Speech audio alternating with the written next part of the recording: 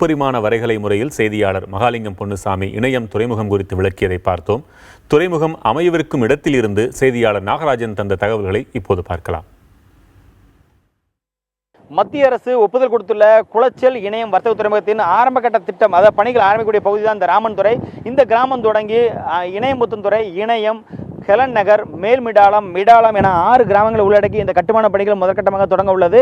அதே போல இந்த ராமன் துறையிலிருந்து இடது பக்கமாக செல்லும் பொழுது, அதாவது வடக்கே சுமார் 2 கிலோமீட்டர் தூரத்துக்கு விளந்தையம்பலம் பகுதி வரைக்கும் உள்ள கிராமங்களும், அதே போல் அங்கிருந்து சுமார் 3 கிலோமீட்டர் தூரம் கிழக்கே அதாவது பாலூர் வரைக்கும் உள்ள கிராமங்களும் இந்த திட்டத்தில் பயன்படுத்தப்பட உள்ளன.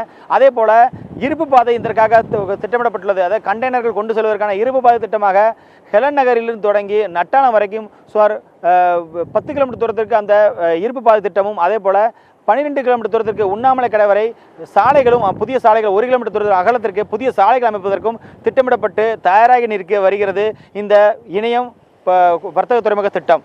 புதிய தலைமுறைக்காக ஒளிப்பதிவாளர் சங்கர் மற்றும் செய்தியாளர் மனுவுடன் ராமன் துறையிலிருந்து நாகராஜன்.